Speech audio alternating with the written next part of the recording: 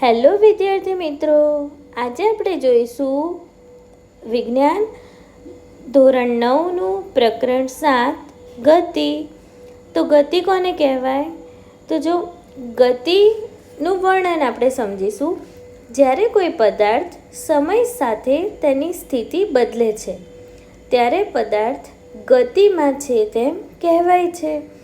ઉદાહરણ તરીકે, રસ્તા પર કાર એ સ્થાનેથી બી સ્થાન તરફ જાય છે તો શું કહેવાય કે કારની સ્થિતિ સમય સાથે બદલાય છે, એટલે એવું કહેવાય કે કાર ગતિમાં છે. બીજું ઉદાહરણ લઈએ કે જ્યારે આપણે ટેબલ ઉપર એક પુસ્તક મૂકીએ છીએ તો ટેબલ પર રાખેલું પુસ્તક તેની આસપાસની વસ્તુઓની સરખામણીમાં પોતાની સ્થિતિ બદલતું નથી. એટલે તમે બુક મૂકી રાખી હોય અને એ જે બુક કે ચોપડી હોય એની એ જ જગ્યાએ પડી હોય, બાકી એની આજુબાજુની બધી વસ્તુ આપણે ઉપાડી લઈએ તો એવું કહેવાય કે જે પુસ્તક છે તે વિરામમાં છે તેમ કહેવાય. એટલે તો અહીંયા શું કીધું છે કે ગતિ અને વિરામ એ બંને કેવું છે? સાપેક્ષ છે. એટલે જો ગતિ કરે તો વિરામ ના કરે અને વિરામ કરે તો ગતિ ના કરે, બરાબર? એટલે બંને એકબીજાનું શું કહેવાય? વિરોધાર્થી કહેવાય. આના ઉપરથી આપણે સમજીએ કે સંદર્ભ બિંદુ. તો સંદર્ભ બિંદુ કોને કહેવાય? જ્યારે કોઈ પદાર્થ ગતિમાં છે કે વિરામમાં છે એ નક્કી કરવા માટે આપણે સંદર્ભ બિંદુ પસંદ કરીએ છીએ. તો જો આપણે એનું ઉદાહરણ સમજીએ કે બસમાં બેઠેલો વિદ્યાર્થી એ બસની સાપેક્ષે વિરામમાં છે. એટલે જો એ બસમાં બેઠો છે, હવે એ એની સીટ છોડીને આગળ કે પાછળ ક્યાંય જતો નથી, તો એ જે બસમાં બેઠેલો વિદ્યાર્થી છે એ શું કહેવાય? બસની સાપેક્ષે વિરામમાં છે તેમ કહેવાય, કારણ કે એ એક જ સીટ ઉપર બેસી રહે છે. અને બીજું, રસ્તા પર ઊભેલી વ્યક્તિની સાપેક્ષે ગતિમાં, અને બીજું એ જ વિદ્યાર્થી પણ રસ્તા ઉપર ઊભો છે, કોઈ બીજો વ્યક્તિ, તો એને તો શું લાગે કે બસની અંદર બેઠેલો માણસ આગળ જાય છે, એટલે શું કહેવાય? ગતિમાં છે તેમ કહેવાય. એટલે આમાં આપણને એવું કીધું છે કે જો બસની દ્રષ્ટિએ જોવા જઈએ તો બસમાં બેઠેલો વિદ્યાર્થી એ વિરામમાં છે બસની ગણતરીમાં, પણ જ્યારે રસ્તા ઉપર કોઈ બીજું વ્યક્તિ ઊભું છે અને એ આ બસને આમ જતી જોવે છે તો એને તો શું લાગે કે જે બસ છે એ શું કરે છે? ગતિ કરે છે. તો આના ઉપરથી એવું સાબિત થાય કે એક જ પદાર્થ એક સંદર્ભ સ્થિર અને બીજા સંદર્ભમાં ગતિશીલ હોઈ શકે છે. હવે જો આપણે ઉદાહરણ જોયું કે વિદ્યાર્થી તો એક જ છે, પણ જો એ બસની નજરથી જોવે તો શું લાગે કે વિરામમાં છે, અને રસ્તા ઉપર કોઈ બીજો માણસ ઊભો છે એની નજરથી જોવે તો એ ગતિમાં છે. એટલે વ્યક્તિ એક જ છે પણ આપણને બે અલગ અલગ સંદર્ભમાં જોવા મળે છે. તો આના ઉપરથી આપણે ગતિની વ્યાખ્યા આપવી હોય તો શું આપી શકીએ કે જ્યારે કોઈ પદાર્થ સમયની સાથે તેની સ્થિતિ બદલે છે તો એણે એવું કહેવાય કે ગતિ કરે છે તેમ કહેવાય, બરાબર? હવે આપણે જોઈશું આના પછીનું બીજું નેક્સ્ટ. તો એ શું છે? સુરેખ પદ પર ગતિ. તો જો જ્યારે કોઈ પદાર્થ સીધી રેખા જેવા પથ પર ગતિ કરે છે ત્યારે તેને સુરેખ ગતિ કહેવામાં આવે છે.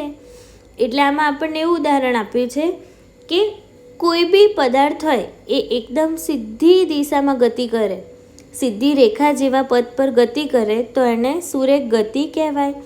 જો ઉદાહરણમાં શું આપ્યું છે? એ ઝાડ છે અને આ જે ગાડી છે એ બી સુધી સીધી દિશામાં જાય છે. ગતિની દિશા કેવી છે? અને સીધી. તો એને શું કહેવાય? સુરેખ પથ પર ગતિ. આના બીજા ઉદાહરણો જોઈએ આપણે. તો પહેલું ઉદાહરણ શું આપેલું છે? સીધા રસ્તા પર દોડતી કાર. કારણ કે આપણે જોયું છે જે કાર જતી હોય એ કેવી હોય? અહીંયા ઉદાહરણ પ્રમાણે એકદમ સીધી દિશામાં જાય છે, બરાબર? બીજું ઉદાહરણ છે સીધી રેલવે લાઇન પર ચાલતી ટ્રેન. એટલે ટ્રેનમાં એવું હોય કે વાંકા ચૂકી હોય, પણ જેમ એવું 5 કિલોમીટર સુધી એક જ સીધી સ્ટ્રેટ લાઇનમાં જતી હોય તો એને પણ શું કહેવાય? સુરેખ પથ પર ગતિ. ત્રીજું જોઈએ, સીધી દિશામાં ચાલતો વિદ્યાર્થી. એટલે વિદ્યાર્થીને એવું છે કે ઘરેથી સ્કૂલ જાય છે તો એને એકદમ સીધા રસ્તામાં જ આવે છે, ક્યાંય વળવાની જરૂર પડતી નથી. તો એને પણ શું કહેવાય? એ સુરેખ પદ પર ગતિ કરે છે તેમ કહેવાય. અને ચોથું, ઊંચાઈ પરથી સીધો નીચે પડતો પદાર્થ. તો આના ઉદાહરણમાં આપણે એવું લેવાય કે સફરજન ઉપરથી નીચે આવે છે, મતલબ ઝાડ ઉપરથી નીચે પડે છે તો એકદમ સીધી દિશામાં જ નીચે પડતું હોય તો એને પણ શું કહેવાય? કે સુરેખ પથ પર ગતિ કરે છે.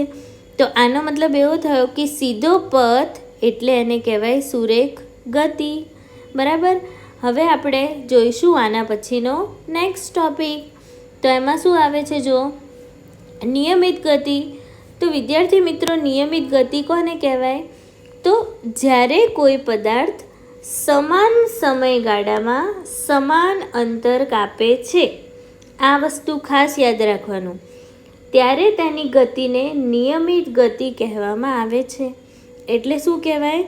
કે સમયગાળો કેવો હોવો જોઈએ? સમાન. અને અંતર પણ કેવું હોવું જોઈએ? સમાન. તો એને નિયમિત ગતિ કહેવાય. આપણે એનું ઉદાહરણથી સમજીએ કે એક કાર છે એ દર 1 સેકન્ડે 10 મીટર અંતર કાપે છે. તો શું કહેવાય? જો અહીંયા સમય અને કાપેલું અંતર એવું આપણને એક ચાર્ટ આપેલો છે. તો સમય 1, પછી 2, પછી 3 અને પછી 4. તો એ પ્રમાણે એનું કાપેલું અંતર કેટલું છે? 1 સેકન્ડે 10 મીટર, 2 સેકન્ડે 20 મીટર, 3 સેકન્ડે 30 મીટર અને 4 સેકન્ડે 40 મીટર. તો એવું કહેવાય દરેક સેકન્ડમાં 10 મીટર અંતર કાપે છે. તો આ જે ગતિ થઈ એને શું કહેવાય? નિયમિત ગતિ. તો જો એ આપણે સમજીએ. હવે અહીંયા 3Dમાં આપણને સમજાયું છે કે t બરાબર 0 સેકન્ડ એટલે એનો સમય કેટલો છે? 0 સેકન્ડ. ત્યારે 0 મીટર અંતર કાપેલું છે. જેમ જેમ એનો સમય વધે છે, 1 સેકન્ડ થયો ત્યારે 10 મીટર થયું, t બરાબર 2 સેકન્ડ થયો ત્યારે 20 મીટર, t બરાબર 3 સેકન્ડ ત્યારે 30 મીટર. તો શું કહેવાય? સમાન સમય અને સમાન અંતર. તો આના ઉપરથી એવું કહેવાય કે આ જે પદાર્થ છે એ શું કરે છે? નિયમિત ગતિ કરે છે, કારણ કે સમાન સમયગાળામાં સમાન અંતર કાપે છે. બરાબર. હવે આપણે જોઈશું નેક્સ્ટ ટોપિક. હવે આપણે જોઈશું અનિયમિત ગતિ. તો અનિયમિત ગતિ એટલે શું થાય? Non uniform motion. તો જો એમાં શું કીધું છે? જ્યારે કોઈ પદાર્થ સમાન સમયગાળામાં અસમાન અંતર કાપે છે. બરાબર. સમય સમાન છે પણ એમાં જે અંતર કાપે છે એ કેવું છે? અસમાન અંતર કાપે છે. ત્યારે તેની ગતિને અનિયમિત ગતિ કહેવામાં આવે છે. જો ઉદાહરણ દ્વારા સમજીએ કે એક કારના અંતરનું અવલોકન કરીએ આપણે. તો અહીંયા જો સમય આપેલો છે અલગ અલગ 1 સેકન્ડ, 2 સેકન્ડ, 3 સેકન્ડ અને 4 સેકન્ડ. એવી રીતે એનું કાપેલું અંતર આપેલું છે 5 મીટર, 15 મીટર, 30 મીટર અને 50 મીટર. તો અહીંયા આપણને શું જોવા મળે છે કે 1 સેકન્ડમાં એ કેટલું અંતર કાપે છે? 5 મીટર. ફરી પાછું જોઈએ તો બીજી સેકન્ડમાં એ કેટલું અંતર કાપે છે? હવે અહીંયા 5 અને અહીંયા 15 થયું એટલે 10 મીટર. ત્રીજી સેકન્ડમાં એ કેટલું અંતર કાપે છે? અહીંયા 30 છે એટલે પહેલાંનું 15 અને પછી બીજું 15 એડ કરવાનું. તો ત્રીજી સેકન્ડમાં 15 મીટર. ચોથી સેકન્ડમાં 30 આપેલું છે અને 50 એટલે ચોથી સેકન્ડમાં 20 મીટર. એટલે આના ઉપરથી આપણને શું ખબર પડી કે સમય એનો 1 સેકન્ડ વધે છે પણ અંતર એનું કેવું વધે છે? 5 મીટર, 10 મીટર, 15 મીટર, 20 મીટર. એવી રીતે જે અંતર છે એ ફિક્સ નથી, એટલે ચોક્કસ નથી. શું કરે છે? બદલાયા કરે છે. તો એટલે જ એને શું કહેવાય? અનિયમિત ગતિ. તો એના ઉપરથી આપણને આવું ખબર પડે કે સમય કેવો છે? સમાન છે પણ એનું અંતર અસમાન છે. તો એને કહેવાય અનિયમિત ગતિ. બરાબર. હવે આપણે મળીએ આવા જ બીજા ટોપિક લઈને નેક્સ્ટ લેક્ચરમાં. Thank you for watching. Keep smiling.